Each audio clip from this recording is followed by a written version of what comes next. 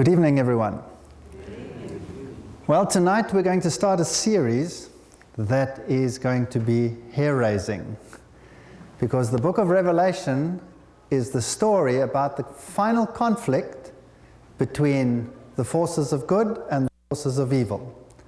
It also has the history of the conflict from the birth of Christianity to the end of time. It really is an incredible book. And of course, the ultimate author of this book is none other than Jesus Christ himself. And the revelation of Jesus Christ is the most amazing book in the Bible. It ends the biblical story. In the beginning, we have the book of Genesis. In Genesis, we have the lost tree of life. Mankind fell into sin and lost access to the tree of life. The consequences were death. Genesis chapter 2, verse 17. And from that moment on, man had to earn his bread by the sweat of his brow. Genesis chapter 3, verse 19. Man lost his dominion because he was created to have dominion. And he became naked. He lost the robe of righteousness which covered him. And then he was driven from God, because sin and a holy God are incompatible. That's the story of Genesis. It's the sad story of the creation of man and the fall of man. The greatest gift to mankind that God could have given is the gift of freedom of choice. Without freedom of choice, we are robots. And so God created man in the image of God with the capacity to choose. And love demands this gift of freedom of choice. I always use an example. What good is it if your wife or your husband loves you because he's pre-programmed to do so? That might be fun for a week, a year, maybe even 5 years, but then eventually you'll get kind of sick of it, right? If they're programmed to love you, and every morning they get up and they say, "I love you," because they're programmed to do so. But what happens if they have freedom of choice, and in spite of your faults, in spite of all the things that you do that are obviously an irritation to everyone around you, what do they still say? "I love you," because they choose to. Doesn't that make it meaningful? Without freedom of choice, life is meaningless. So God created man in his image with the capacity to choose. That's special. And so man chose. And unfortunately, he chose the wrong way. Revelation is the book of grace. In Revelation chapter 2, verse 7, we read about the restoration of the tree of life. We read about victory over death in Revelation chapter 2, verse 11. We read about hidden manna. This is the bread that came from heaven that was placed in the Ark of the Covenant and represented this heavenly bread which would take away your hunger forever. And that was replaced. And we read about it in Revelation chapter 2, verse 17. Dominion would be restored. Revelation 2, verse 26. Those that accepted this wonderful gift from God would be clothed in white, so the lost robe of righteousness would be restored. Revelation 3, verse 5. And no more separation from God. Revelation 3, verse 12. So the book of Revelation is a book of restoration. But it also has information in it which is scary, to put it bluntly. Scary.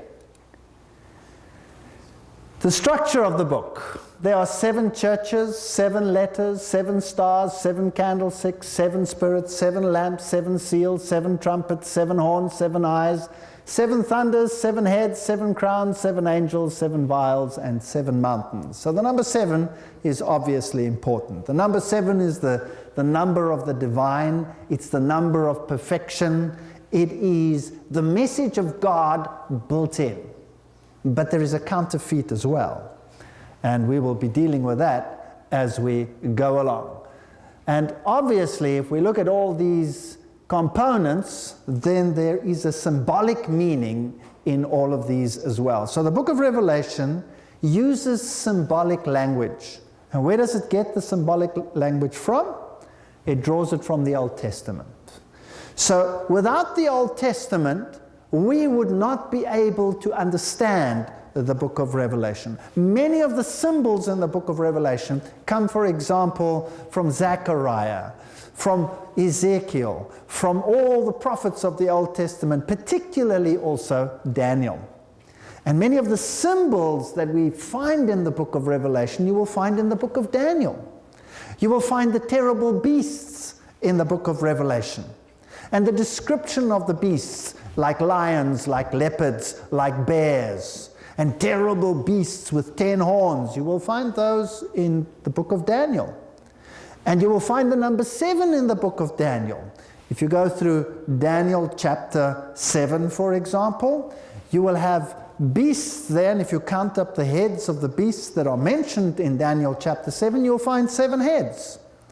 And so you will find 7 heads in the book of Revelation. So the picture is drawn from there, and it is the key to the book of Revelation. Now, unfortunately, we're not going to go through the book of Daniel in order to unlock some of these things, so we're just going to say it straight out. But there are other videos which have already been made, which have all the details as to how these symbolic figures in the book of Daniel can be applied to the book of Revelation. So we'll be dealing with the churches, the letters, the stars, the candlesticks. Tonight we'll be dealing with the 7 churches, for example, and many of these components will start to become clear. Then there's something else about the book of Revelation that's very fascinating. There's a sanctuary language in the book of Revelation. Now, you know, in the Old Testament, the Hebrews had to build a sanctuary for God, and it was very precisely laid out how the sanctuary had to look, what the components were. There was a wall around it, an outer covering of linen representing righteousness. There was one door into the sanctuary. There was an altar in an outer court where the offerings were made. There was a laver where they washed themselves.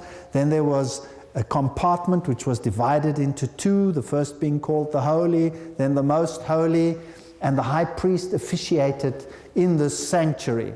And this sanctuary language tells us about the ministry of the high priest, applied to the ministry of the great high priest who would take the place of all those that had been typified in the Old Testament. So the sanctuary language is very important because it tells us where and at what stage of the ministry this story is unfolding.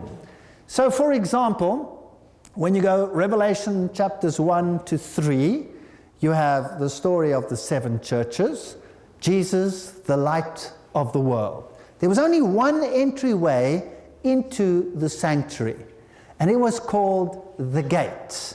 And Jesus says, I am the door. He who enters in by me shall have eternal life. There is only one door, according to the Bible, whereby we may be saved.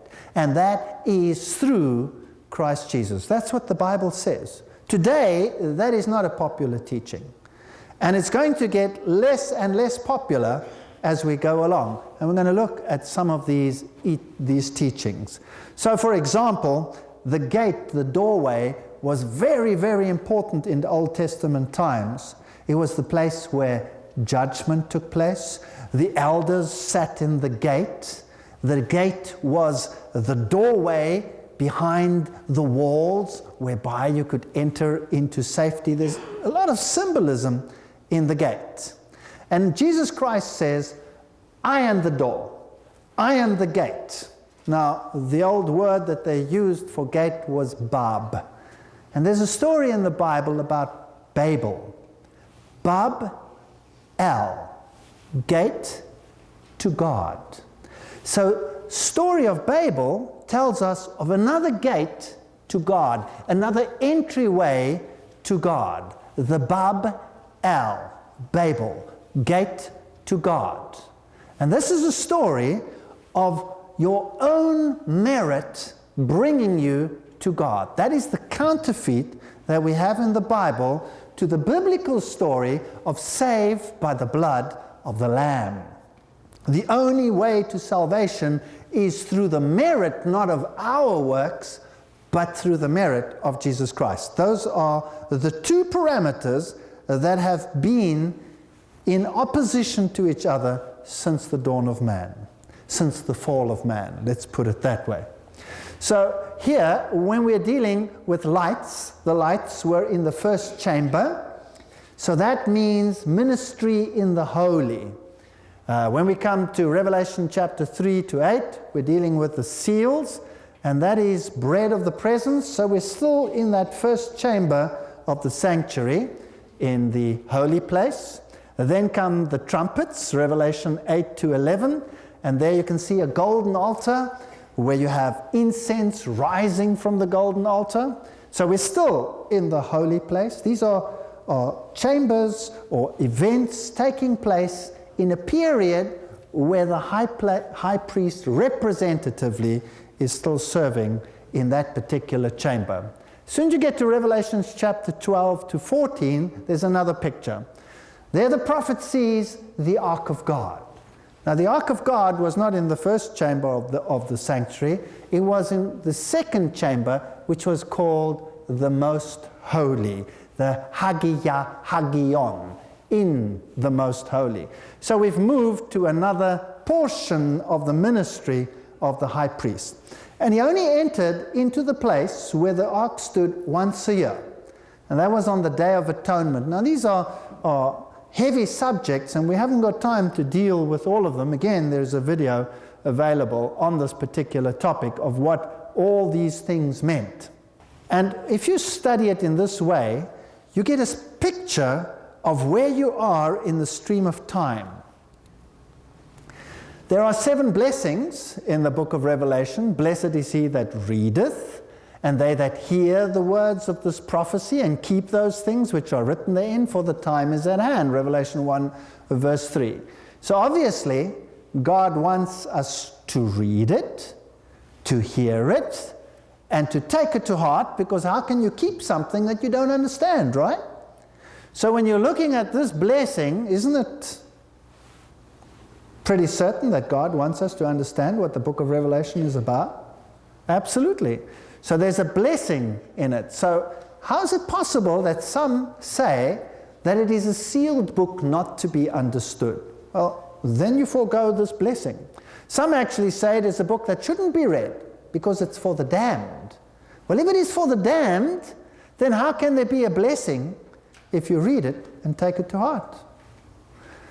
And I heard a voice from heaven saying unto me, Write, blessed are the dead which die in the Lord from henceforth. Yea, says the Spirit, that they may rest from their labors, and their works do follow them. Revelation 14:13. Here's also an allusion to the works issue. Works is not a means to salvation. It's a consequence of salvation.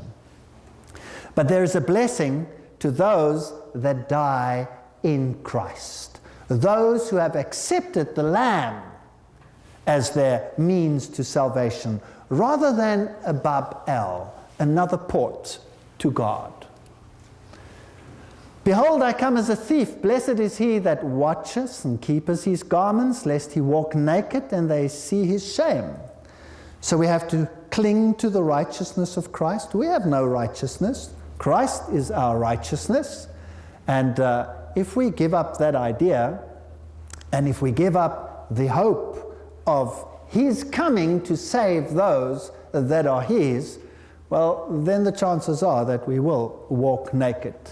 Revelation 19:9, and he says unto me, Blessed are they which are called unto the marriage supper of the Lamb. And he says unto me, These are true sayings of God. Well, obviously there's a blessing in it.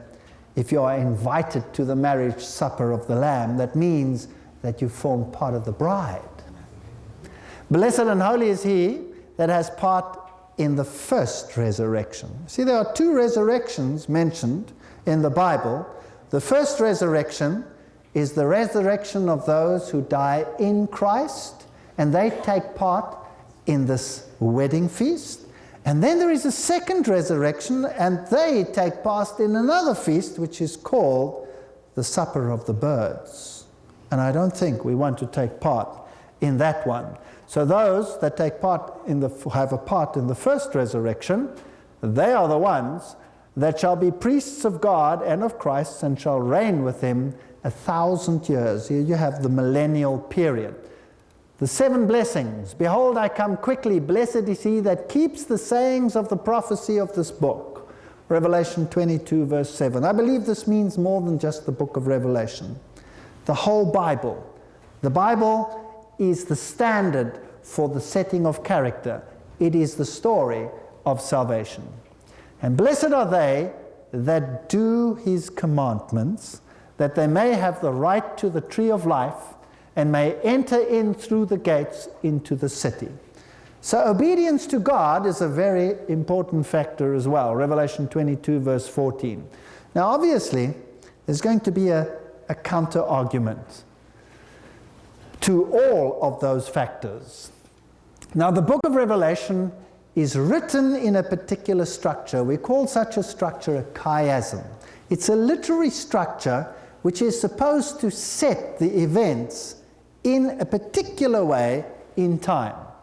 So for example, if we take the book of Revelation as a whole, it is written in a sort of a pyramid shape. And the first parts are what we call the historic arm, the 7 churches, the 7 seals, the 7 trumpets, and they lead up to the great controversy climax between Christ and Satan, and the followers of Satan and the followers of Christ. And the second arm, reading from the back to the middle, would be the New Jerusalem, the millennium, and the fall of Babylon. So this structure tells us where we are in the stream of time. And if you understand the structure of the book of Revelation, then it's easier to get round. Because some people like to throw things all over the place. For example, there are many who take the trumpets and throw them into the future, in other words, into the eschatology. So they'll take the trumpets and apply them to events still to come in the future when God restores all things. But then, of course, you destroy the chiasm. You cannot destroy the chiasm. You can also see where each one of these fits in by looking at the sanctuary language. So, for example, when you're looking at the churches, the seals, and the trumpets, the language that is used there still applies to the first chamber. I'll be dealing with that as we go along. It doesn't matter if we don't understand it all at this stage. So it tells us historically where we are in the stream of time so that we don't jump ahead of ourselves. We have to stick to the rules. And this is a marvelous way of getting around in the book of Revelation. There's a problem though, because once you've read through the first half of the book and you come to the middle, which is basically Revelation chapter 10, 11, 12, 13, 14, all the way up to 17, that's the sort of final block of the final events of the battle between good and evil. Once you start reading past that, you are actually reading events in reverse, because the chiasm is structures like this. And so it gets very confusing. You have things in the wrong sequence, and it doesn't make any sense. And the book of Revelation gets so complicated that you cannot put them into any particular order.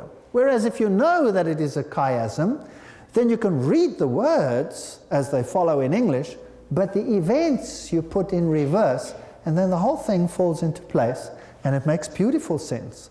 And the literary style has a reason.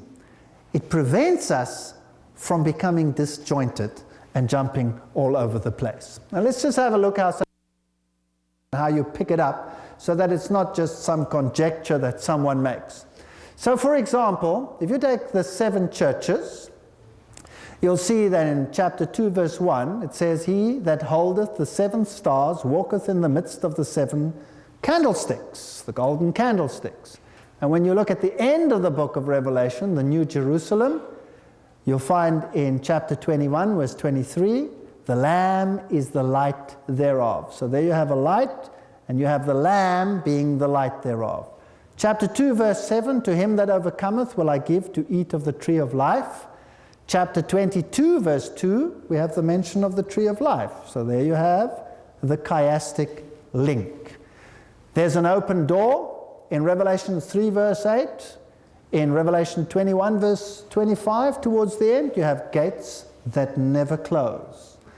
Christ in his Father's throne, on his Father's throne, Revelation 3, 21, 22, 1 and 3, the throne of God and of the Lamb.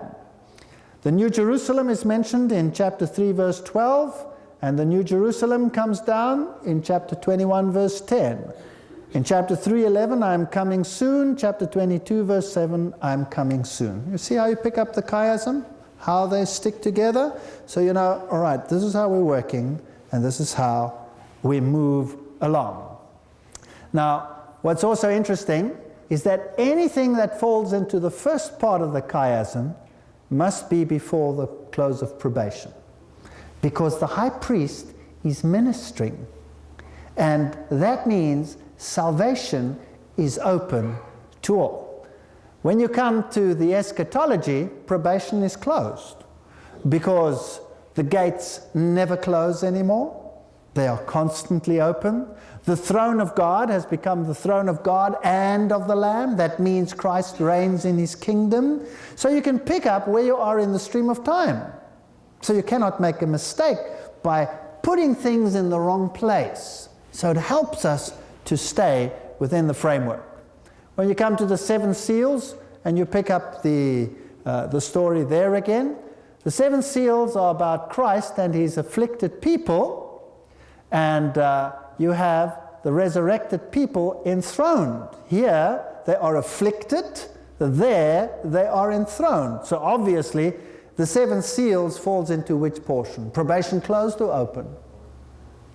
Probation must still be open, because they are still being inflicted, they are here on earth. Whereas in the second part, they are enthroned. Their suffering is over, they have been restored. So here you have heaven opened, and chapter 19, 11, heaven opened. Chapter 6, the rider on a white horse. Chapter 19, a rider on a white horse. Chapter 6, verse 9, the souls of the martyrs ask for judgment. And in chapter 20, the souls of the martyrs are resurrected and enthroned as judges. In chapter 6 and 7, you hear about white robes. In chapter 19, they are given white robes. In chapter 6, 15 and 16, you hear about kings, generals, etc. They ask to be killed, and here they are killed. Again, so you find the structure coming together. Then the book of Revelation contrasts Christ and his people with Satan and his followers. So you have a trinity of God. You have the Father, you have the Son, and you have the Holy Spirit. And if you come to Satan's followers, you have a false trinity. You have the dragon, the beast, and the false prophet. Now the dragon, he represents God the Father. The beast, you will see in the book of Revelation, he is the one that takes the place of Jesus Christ. He is the one that sets up a kingdom, but it is an earthly kingdom. He's the one where everybody bows down to him, every knee shall bow. The beast is the one that has a counterfeit death and a counterfeit resurrection. He is the false Christ, the Antichristos, the Antichrist, in the place of Jesus Christ. Because in 75% of cases, the word Antichrist means in the place of. And we have to know what we're dealing with. And the false prophet is then obviously the one who plays the role of the false Holy Spirit.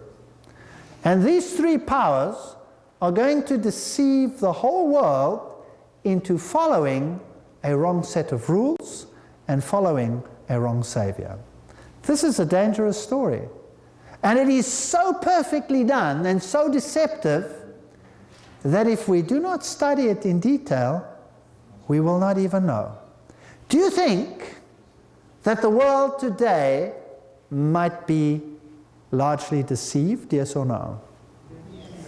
Absolutely. That's what the book of Revelation talks about.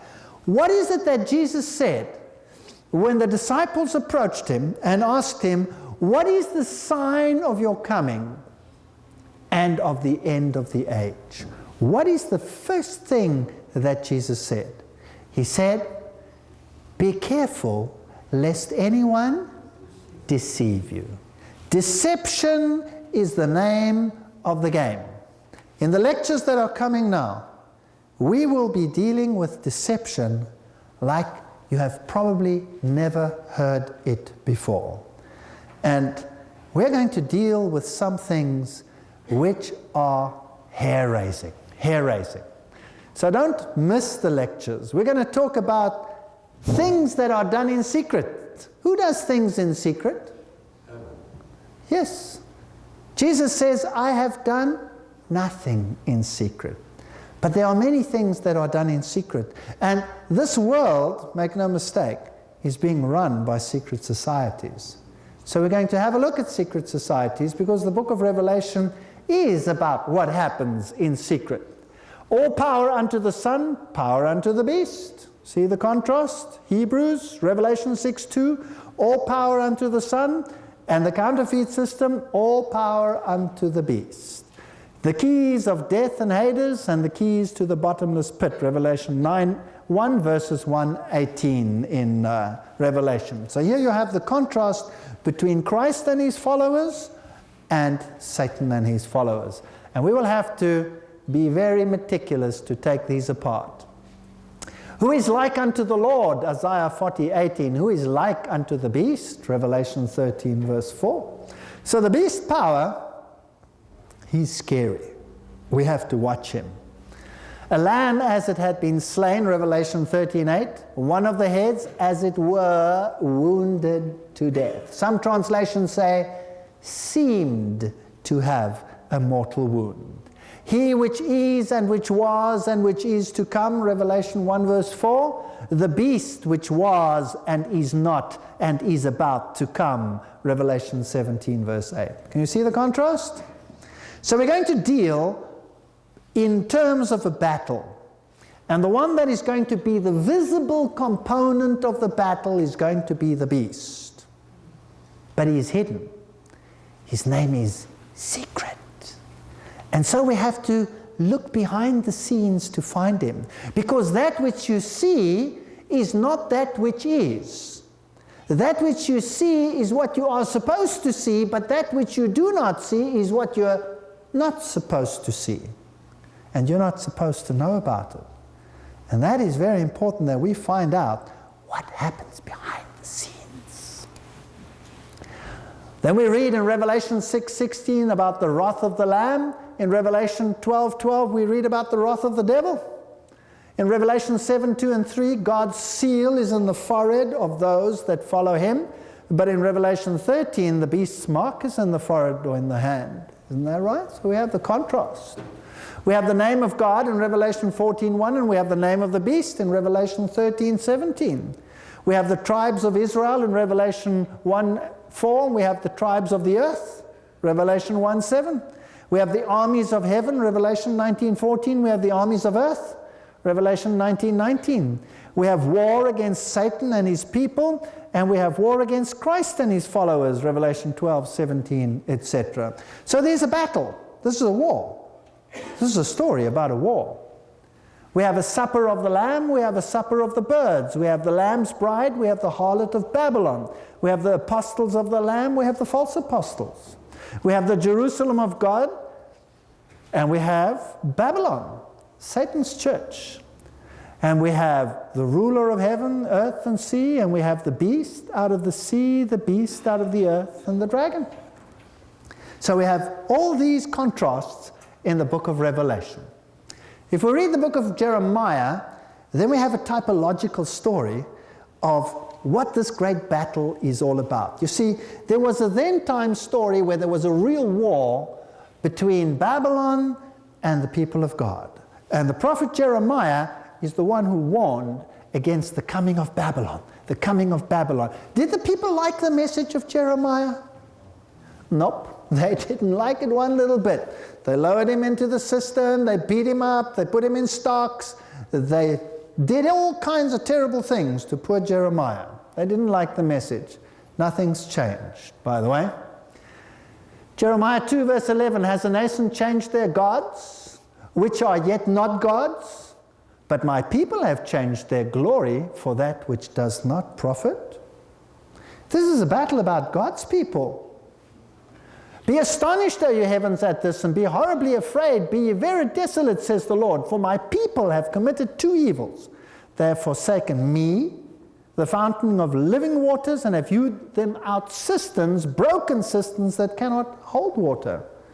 There's a story of what happened in literal Jerusalem versus Babylon. Do you think the same could happen in our time? Do you think it's possible? Do you think the Revelation might be trying to tell us something? Jeremiah chapter 2 verse 26 says, the thief is ashamed when he is found, so is the house of Israel ashamed. And they, their kings, their princes, and their priests, and their prophets, saying to a stock, thou art my father, and to a stone, thou hast brought me forth. For they have turned their back unto me, and not their faces. But in the time of their trouble they will say, arise and save us. So they're facing east. They're worshipping a different deity. But where are thy gods that thou hast made thee? Let them arise if they can save thee in the time of thy trouble. For according to the number of thy cities are thy gods, O Judah. So did they have many idols, yes or no? Yeah, do you think there will be many idols in the last days? I think so. Deuteronomy 4:28. And there you shall serve gods, the work of men's hands, wood and stone, which neither see, nor hear, nor eat, nor smell.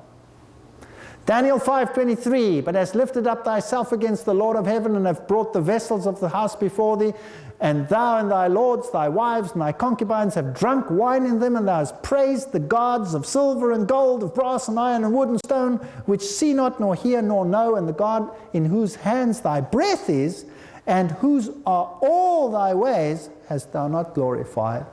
Same thing, it's going to happen in our time. So they served idols today. Today we also have idols. No difference. Let's just go to ancient times, and I'll run you briefly through what the structures looked like. This is an ancient place called Euripus, and it's in Syria. And here are the ruins of an ancient city. Now, we could go there with this transport, but it seemed somewhat flimsy, so we opted for this luxury vehicle over here. And we drove many, many hundreds of kilometers with this old Mercedes to this particular place.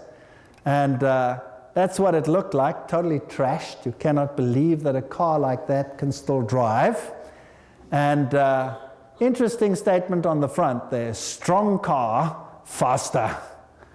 Well, this Arab man took us to this ancient city.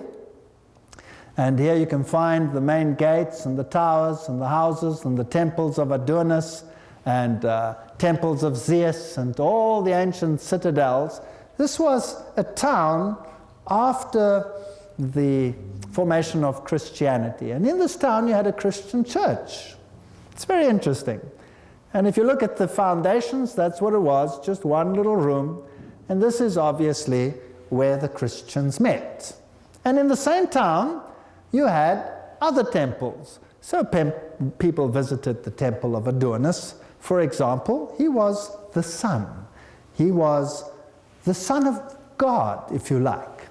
Here was a counterfeit Son of God.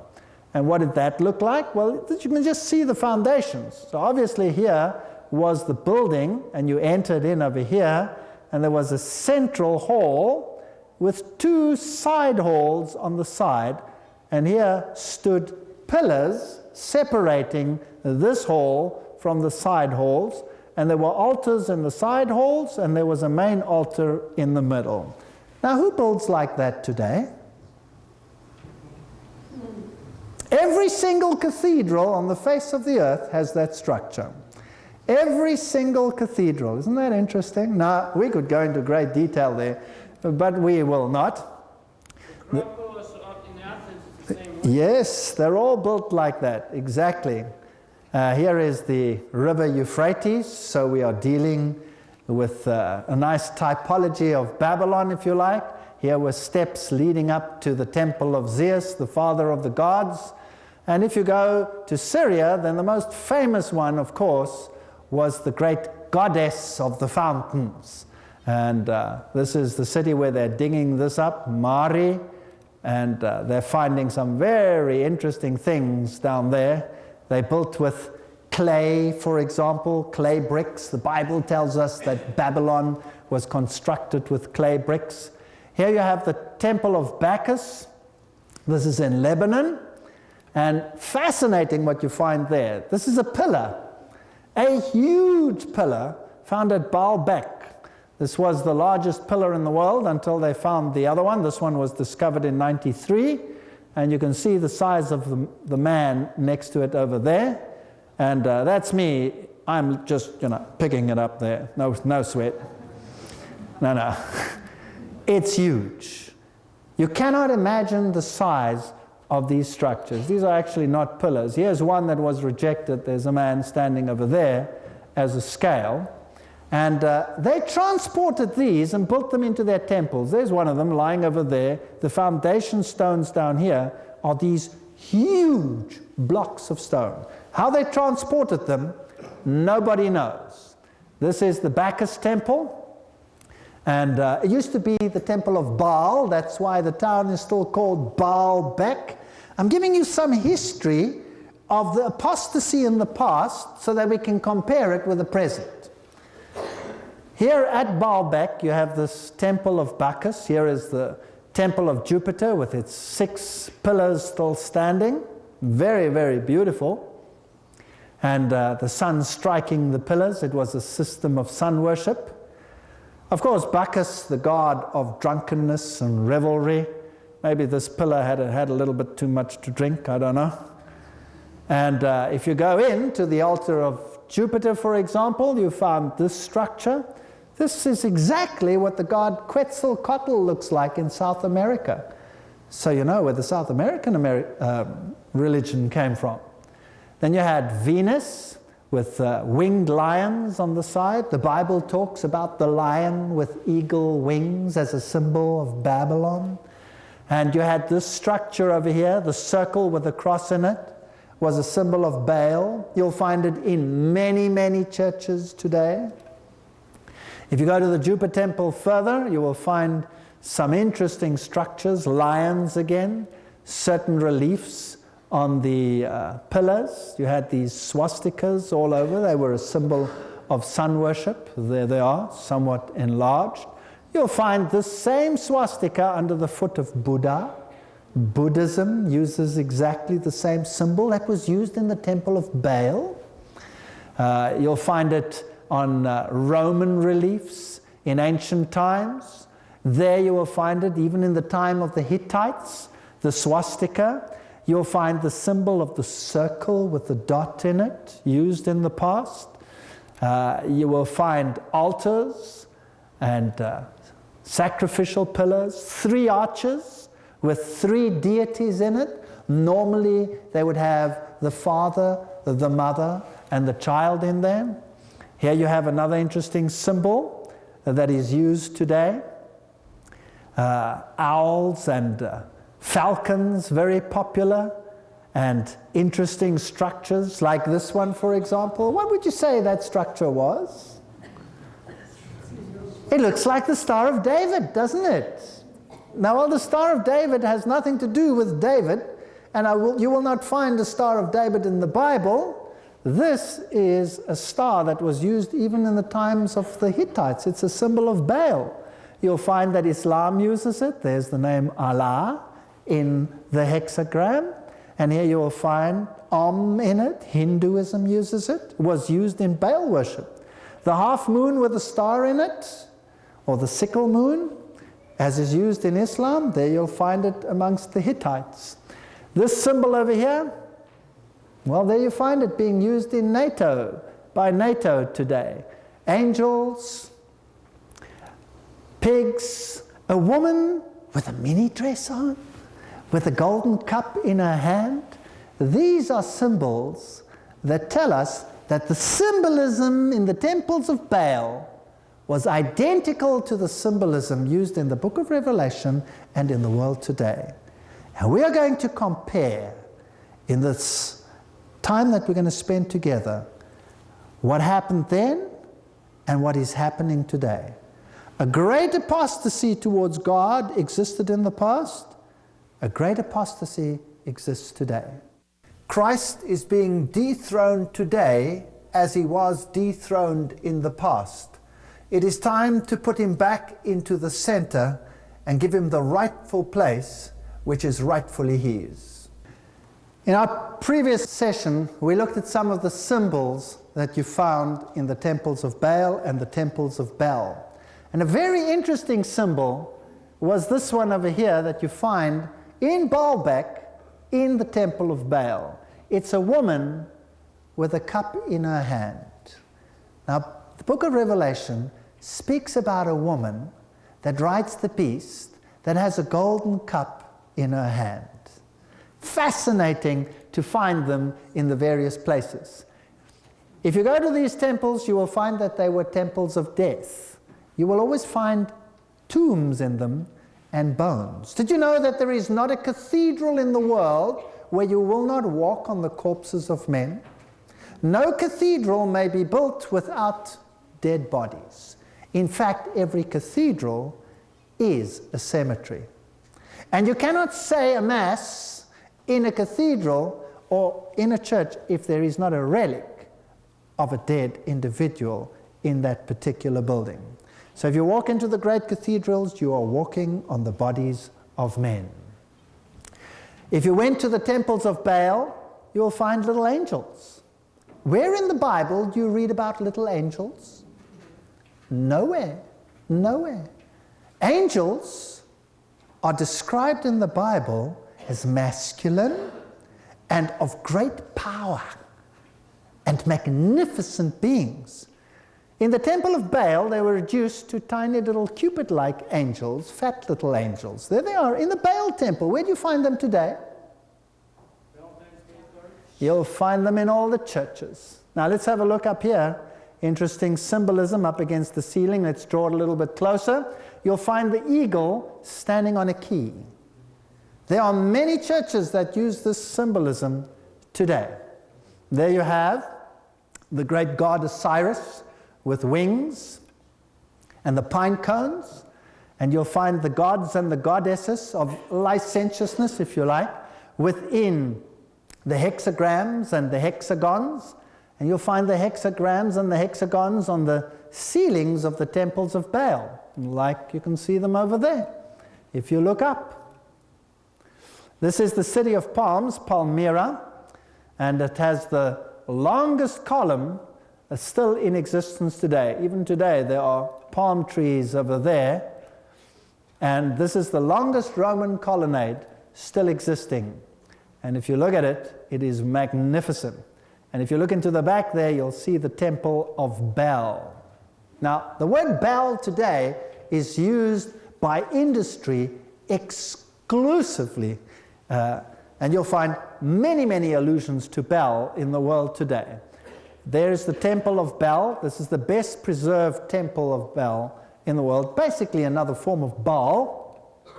And if that's the courtyard on the outside, that was the place where they did their offering. They also had a holy place and a most holy place. It was structured on the same plan, basically, as that of Israel. But of course, Satan is an angel fallen from heaven, and he had the plan as well. So his is a counterfeit of the heavenly story. If you look up against the ceiling, you have sun symbols, and you have palm trees, and you have these deities represented as pine cones and pomegranates and pineapples, and you'll find halos around them, around the sun deities. Again, you will find feathers and eagles and interesting things up against the walls, which we don't even have to talk about. This is a very interesting one. This is the flame of Lucifer. This is the flame of Baal. What's it look like? It looks exactly like an Olympic torch. Exactly like an Olympic torch. In fact, they just lit one the other day, if you watch television, and they said a prayer to whom? Apollo, the sun god. It's not dead today, it's just disguised. Of course, you have the grapes for Bacchus, you have the fleur-de-lis and the triangles and the sphinxes with their breasts, female representations. There is one. And angels with wings amongst the pine cones. And here is the upside-down triangle with eagles in it. This symbolism is used today in all the mighty political entities of the world. So we have a lot of things to look at in the book of Revelation. The eagle, in its various forms, is the symbol of many, many nations. So the book of Revelation is going to tell us about this great conflict between good and evil. This great conflict between idolatry and the worship of the true God. And we're going to look at things which will stun you. We're going to look at the intricacies of the workings behind the scenes. How the world today is really moving towards the enthronement of another power. And the book of Revelation warns us about these things. So now let's go through the first chapter, verse by verse. The revelation of Jesus Christ, which God gave unto him to show unto his servants the things which must shortly come to pass. Wonderful. So he's going to tell us ahead of time what's going to happen. Now, if someone has the power to tell you accurately ahead of time what's going to happen, isn't that somebody that you could trust? I would say so. In fact, prophecy changed me from being an atheist to being a believer. And experience taught me to follow Christ. He's not just on paper. He's real. He's believable. He's trustworthy. His promises are yea and amen. He says, I will never leave you nor forsake you. And I have found him to be trustworthy. And he sent, shortly come to pass, and he sent and signified it by his angel unto his servant John. So John is now receiving this revelation, who bear record of the word of God and of the testimony of Jesus Christ and of all things that he saw. So even though we are going to talk about terrible, terrible things in the lectures to come, and I'm telling you again, it'll be like you have never heard it before. And people might say to me, why are you concentrating on what the evil side is doing? Why not just talk about Jesus? I wish I could do that. I wish I could talk just about Jesus. But there's a problem. How would you feel if you had a child that you really, really loved? Let's talk about love. Let's say you had a child and you really, really loved that child. But you know that that child is busy with wrong things. And that child is going to be destroyed if it carries on along that path.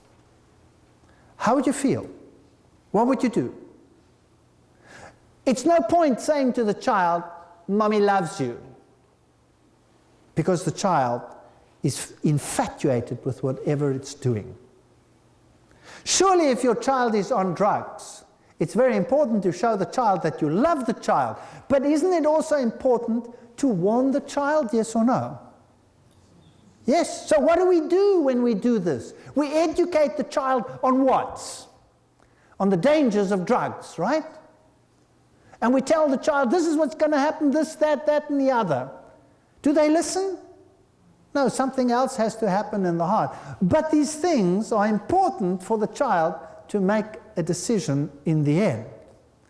Or what if you find your child joining some vicious group that eventually will lead to the child's destruction? Wouldn't you like to tell the child, here and here and here and here is the deception of what this particular organization or group is doing, yes or no? Wouldn't you want to save that child out of all those problems? So yes, unfortunately it is so that there are many deceptions in many things that lead on the broad path to destruction. And we're going to have to reveal them. And that is painful. And it's going to be talking about the negative. But why do we do it? Because we want people to choose the positive. And if we can take all the parameters in the world, and we can say, this one is deceptive because of this, that one because of this one because of that, eventually, only one remains. And that's Jesus Christ. So, basically, what we are doing is we are going to follow a process of exclusion. We're going to look at the various components of Babylon,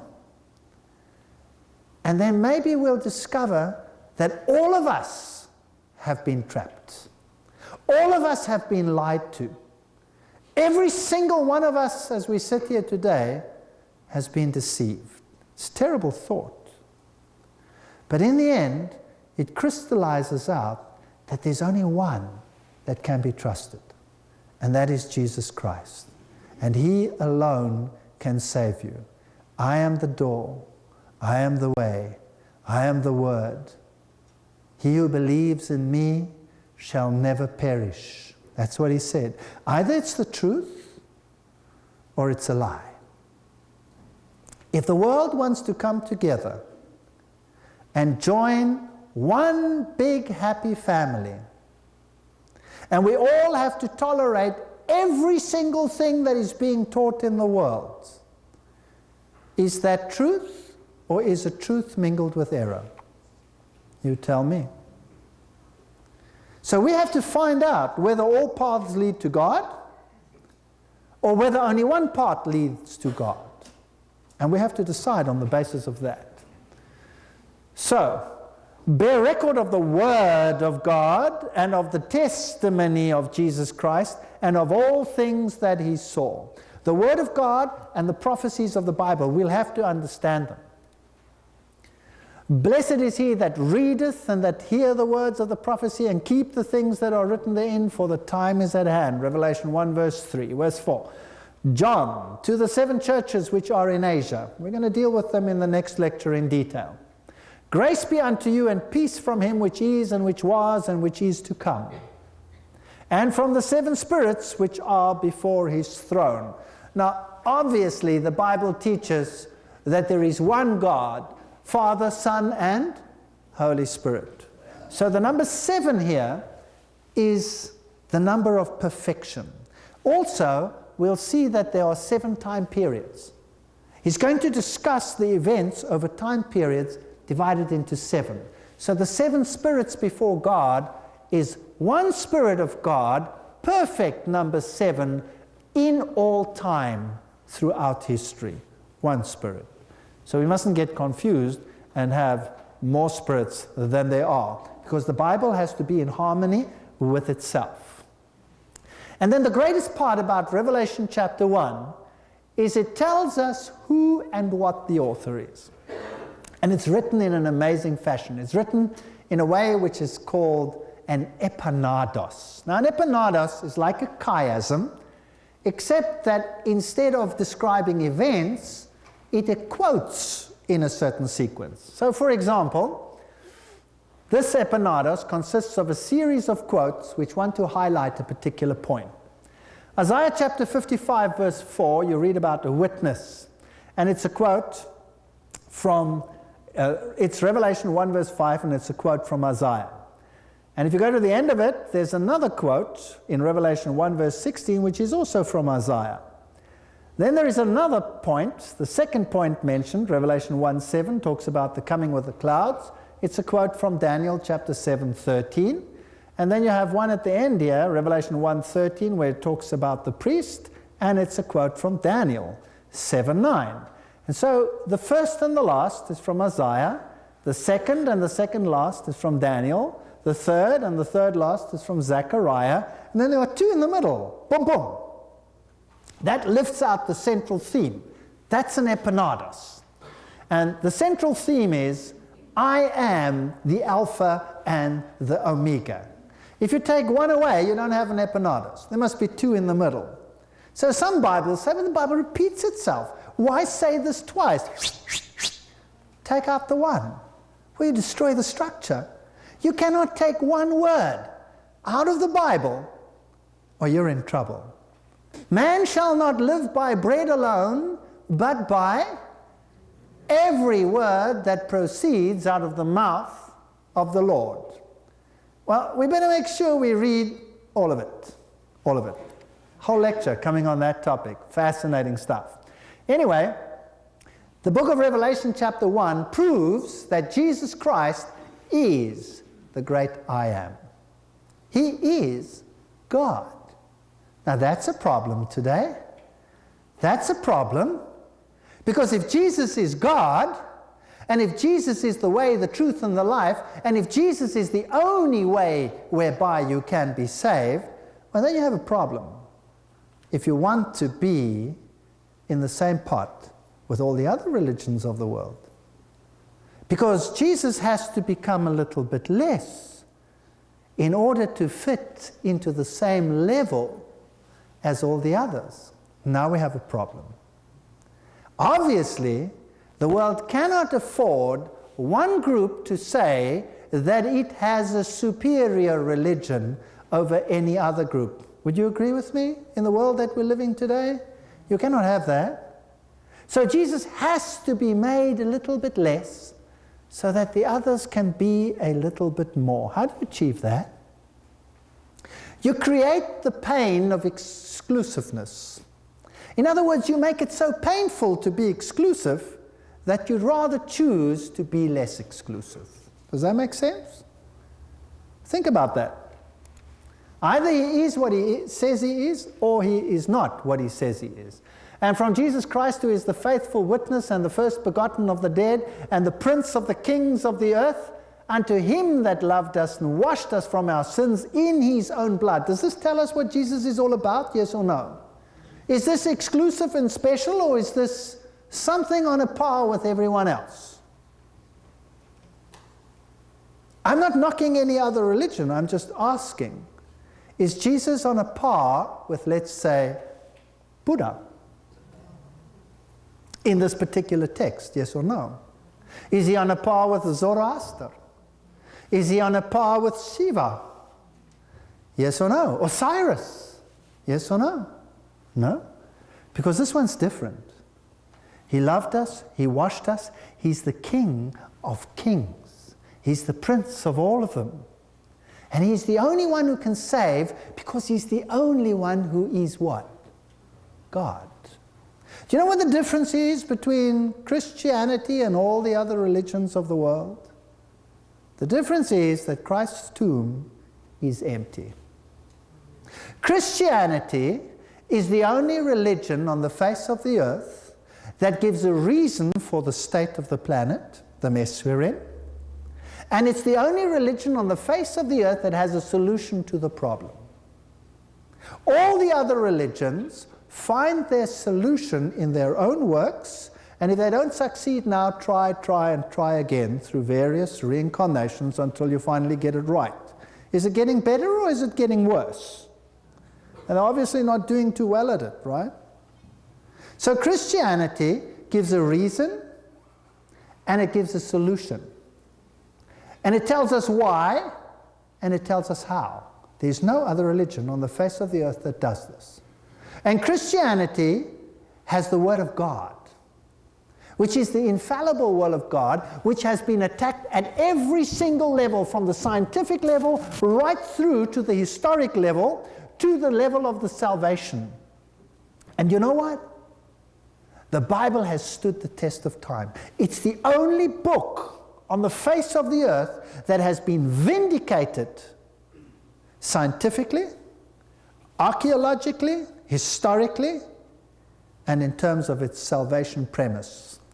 It picks people up from where they are and changes them into something else. There is no other book like it. And even if the whole world teaches something else, as they are at the moment, believe me they do, then pick up those videos about creation and evolution and have a look at them. Make up your mind on the basis of the scientific facts. I was a professor at the university for more than 30 years, and I was professor of zoology. And I was probably the only one in secular university that didn't believe in evolution. That took some doing. And he has made us kings and priests unto God and his Father. To him be glory and dominion forever and ever. Behold, he cometh with the clouds, and every eye shall see him, and they also which pierced him, and all kindred of the earth shall wail because of him. Even so, amen. In other words, rather than having this sumptuous joy at the coming of Christ, most of them will what? Wail. Here's a different story to what is being taught even in the world of Christianity, where everybody is waiting for the restoration of the kingdom and a second chance. Some believe, no, we don't even have to wait for every eye to see them because we'll be raptured away. Does the Bible teach that? I am the Alpha and the Omega. There's the center of the epanados. The beginning and the ending, says the Lord, which is and which was and which is to come, the Almighty. That's pretty straight talk. Jesus Christ in the book of Revelation is identified not just as King of Kings, the Savior of the world, but he is identified as God. If we make Jesus Christ any less than he is, then I'm afraid we have no Savior. Because then that Savior would be in the same boat that we are in. So he's God. I, John, who also am your brother and companion in tribulation and in the kingdom and patience of Jesus Christ, was in the isle called Patmos for the word of God. So if you preach the word, you're in trouble. And for the testimony of Jesus Christ, which is the prophetic word over all time. So if you preach prophecy, you're going to get into trouble. So are you all prepared for what's coming? We're going to look at some of these things, and it's scary. We're going to look at very interesting things.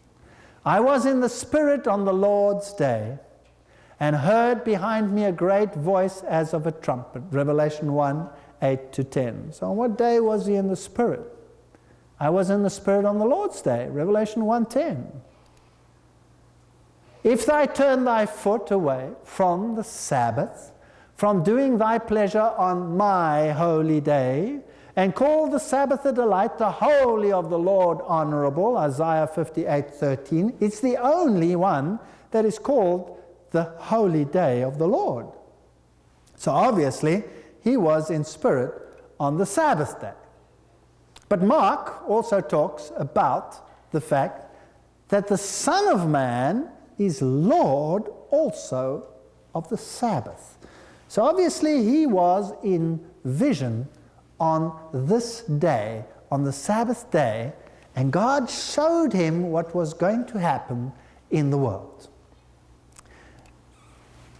Saying, I am Alpha and Omega, the first and the last, and what thou seest write in a book, and send it unto the 7 churches which are in Asia. Now I'm not going to deal with the details, because I'm going to deal with them in the next lecture. Unto Ephesus, Smyrna, Pergamos, Thyatira, Sardis, Philadelphia, Laodicea. Each name has a particular meaning. Even the location has a meaning. Revelation 1 verse 11. And I turned to see the voice that spoke with me, and being turned I saw 7 golden candlesticks. Where does he see Jesus? In which chamber does he see Jesus? He sees him in the holy place. So obviously we have a time setting. The ministry of the high priest is taking place in the holy place, not in the most holy. So this is not Yom Kippur, the day of judgment. This is prior to the final judgment. So we are historically in a time before the close of probation. Jesus is ministering in the holy place. That's where he sees him, because he sees him ministering amongst the 7 candlesticks. Historically, that's important.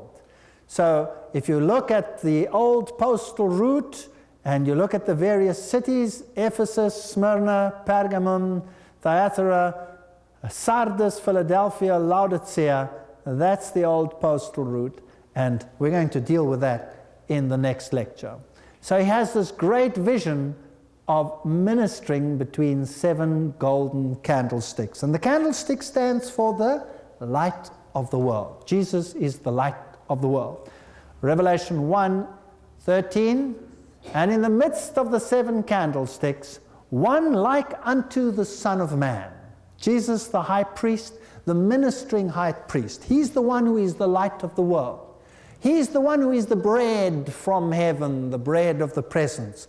He is the one that mediates on your behalf. He's the altar of incense. And the incense rising up is the ministry of Christ in making our prayers acceptable to God through his mediation.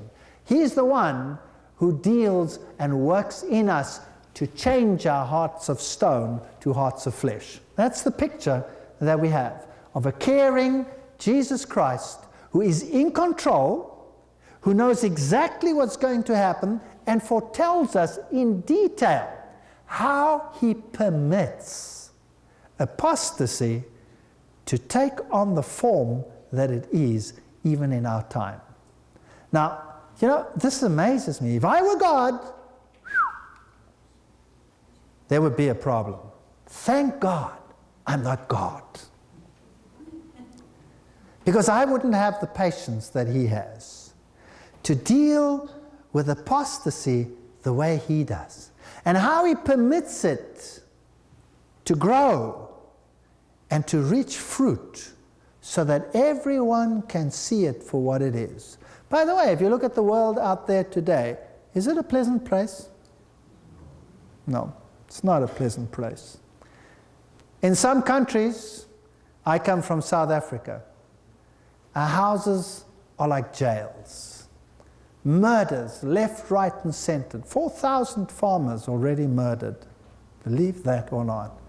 It's horrendous what's happening. And nobody even knows. If you take a country like Zimbabwe, they're just driving them off the lands.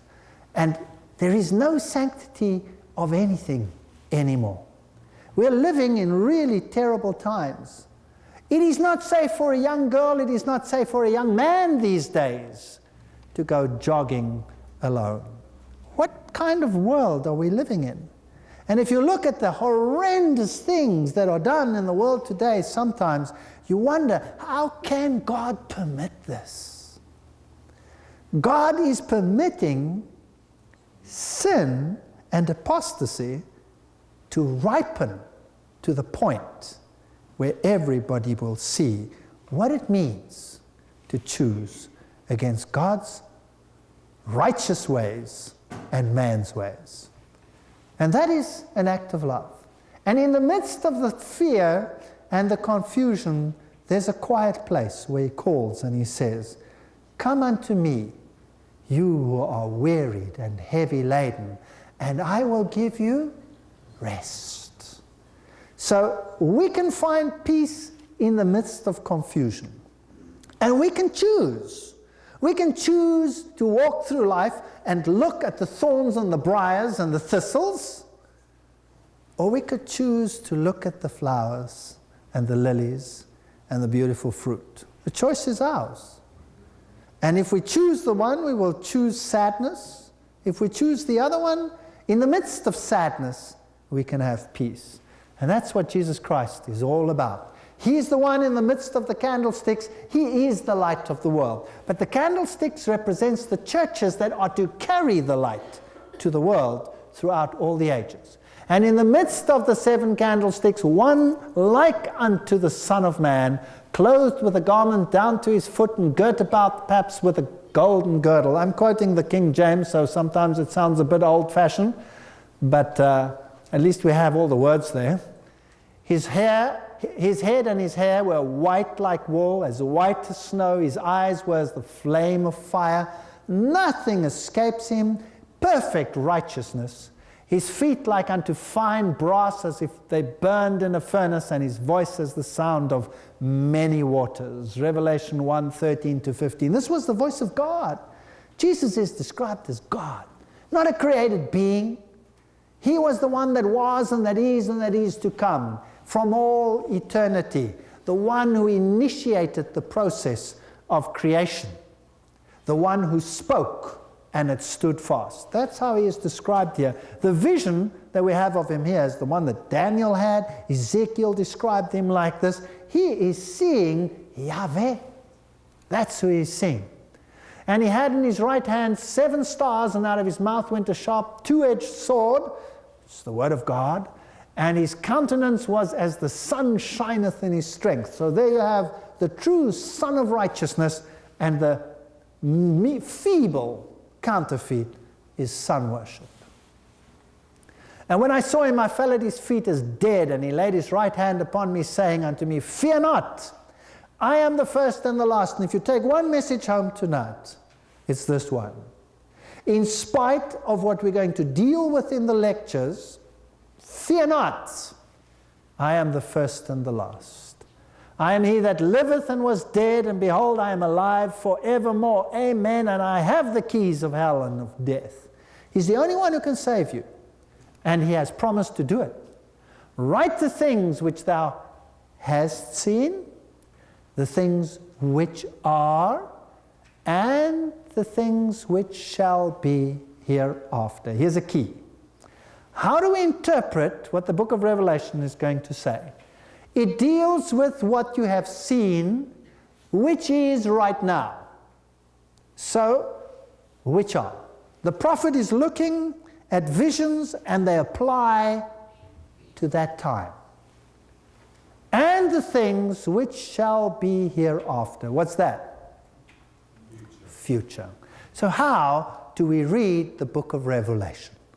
Surely, if that is the key, then it applies to what happened then, throughout history, into the future. Yes or no?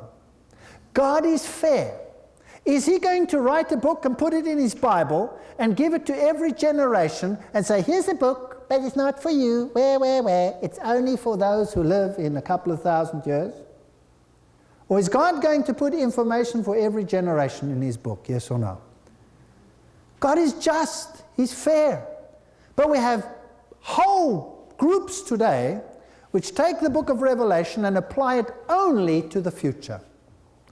In fact, to a generation that will not even be here when it happens. In fact, to a whole church that will be gone and raptured when it is supposed to happen. Does that make any sense? No. The book of Revelation is historic, continuous. What happened then is applicable to the people living then. What happened in the next generation is applicable to them. And we have the whole story all the way through to the end. It applies to us all. And particularly, of course, to the great culminating events in the history of time. The mystery of the 7 stars, which thou sawest in my right hand, is important. Because on the right are the saved, on the left are the damned. And the 7 golden candlesticks, the 7 stars are the angels. Angel is a messenger of the 7 churches, the 7 churches of God in time periods. The preachers, if you like, those carrying the message, they are in the right hand of God. He's in control. In spite of what's happening, remember, God is in control. And the 7 candlesticks which thou sawest are the 7 churches. God has this amazing ministry that he uses fallen man to preach the word. Wow. He could have done it himself. He could have thundered it from heaven. He could have used angels, but he uses us. That's incredible. So the ministry of Christ in the heavenly sanctuary, if you look at the great story of how it all happened, when Christ rose from the dead, where did he go when he rose from the dead? He went up into heaven to serve in a sanctuary, says the book of Hebrews, in a heavenly sanctuary. So we have a heavenly ministry. We won't be dealing with the details in this particular lecture. And it stretches from then to the end of time. And it's divided up in the sanctuary language, where you have all the symbols, like the candlesticks and the bread and the altar of incense in the first chamber and the second chamber. And then we know where we are in the stream of time, so that we don't get lost in the book of Revelation. And he said unto me, unto 2,300 days, then shall the sanctuary be cleansed. Daniel 8, verse 14. So it goes right up to a particular time in history. We're not dealing with this prophecy either. There's a whole lecture on it, and you can find it in one of the tapes. But just a little bit of background. In Daniel 8, we have this story of an unfolding of an amazing prophecy. So he came near where I stood, this angel, and when he came I was afraid and fell on my face, but he said unto me, understand, O Son of Man, for that at the time of the end shall be the vision. Not the end of time, the time of the end. And while I was speaking in prayer, the man, Gabriel, the angel, came to me in swift flight, and he said to me, O Daniel, I have now come out to give you wisdom and understanding. And then he proceeds to give a most amazing prophecy, which is a messianic prophecy. The most perfect prophecy that you can possibly imagine. It gives the time when the Messiah should come. So accurately that in the Talmud you read, may the bones of the hands and the bones of the fingers decay and decompose of him who turns the pages of the book of Daniel. To find out the time of Daniel 9, 24 to 27. This is written in the Talmud. And may his memory rot from off the face of the earth forever. Talmudic Law, page 978, section 2. Why would the Jewish Talmud contain such a curse for someone who tries to number the time of Daniel 9, 24 to 27? I'll tell you why. Because it tells you exactly when the Messiah will come. It tells you exactly what the Messiah will do. We're not dealing with this prophecy in detail. As I said, there is a whole video on it. You can get it if you want to. There's also a book written on it. So the fact of the matter is that only one Messiah in the history of mankind applies, and that's Jesus Christ. No one else. And if they were to accept Daniel 9, 24 to 27, what would have to happen with the Jewish religion? It would have to become the Christian religion. And it would disappear off the face of the earth. Something that they do not want. And so, rather curse the one who uses it. It tells us when a decree would go forth. It tells us when the Messiah would start his ministry. It tells us when the Messiah would die, 31 AD. And it tells us when the gospel would go to the Gentiles. Amazing prophecy. It's a 2,300-year prophecy dealing with this tremendous time period from the issuing of the decree to restore Jerusalem all the way until the time of judgment. And there's a date there, 1844, because the 2,300-day prophecy, if you add it all together, 2,300 years from there, in the Bible, it tells us in the book of Numbers that, and in the book of Ezekiel, that you can take a day for a prophetic year. Then you get to an interesting date, which we will deal with in another lecture. Far too complicated to deal with it now. And then there is a time which the Bible calls the time of the end. And we're living in that time right now. And then one time we will come to the point of eternity. And the Bible teaches that Jesus is following the same ministry that was typified in that sanctuary service on earth. Hebrews 9:11, but Christ being come a high priest of good things to come by a greater and more perfect tabernacle, not made with hands, that is to say, not of this building, not an earthly one, neither by the blood of goats and calves, but by his own blood he entered in once into the holy place, Hagion, having obtained eternal redemption for us. Very important point. That's what the King James says. Some modern translations don't like this, so they've changed this to most holy place. Big problem. Because now the whole ministry of Christ shifts. But that's a complicated story. We'll deal with it. It can't be holy place. It can't be most holy place. Must be holy place. Because if it were most holy, it wouldn't say Hagion. It would say Hagia Hagion, which it doesn't say. It says there, which actually means sanctuary. Hebrews 9 verse 12, not with the blood of goats and calves, but with his own blood. So this ministry could only start once Jesus had died. So Jesus must have entered the sanctuary to start his ministry only after his death, which means he entered into the first chamber and not into the second chamber, because the high priest only entered that once a year. And in the book of Revelation, where do we see Jesus serving in chapter 1? Where the candlesticks are. So why are they trying to twist the Bible here and there? Complicated thoughts. Just put them in the back of your mind. Don't worry about them. We don't have to understand everything first shot. We'll get to that later. It'll get clearer. Hebrews 9, verse 3, and after the second veil, the tabernacle which is called the holiest of all, Hagia Hagion, the high priest went once a year. That was a different story. And when did Jesus do that? Obviously sometime after his resurrection. So the question I have to you tonight is, if we have a high priest, and if that high priest is God, and if that high priest is the only one who through his blood can save you, then we have to choose him over all others. If there is no other name under heaven and earth whereby you may be saved, then we have to choose him over all others. But I have news for you. If you do, you will get into trouble sooner or later, either in the immediate circle or in the greater circle. But as for me and my house, I have decided to serve the Lord, and I would like to invite you to do the same. Thank you.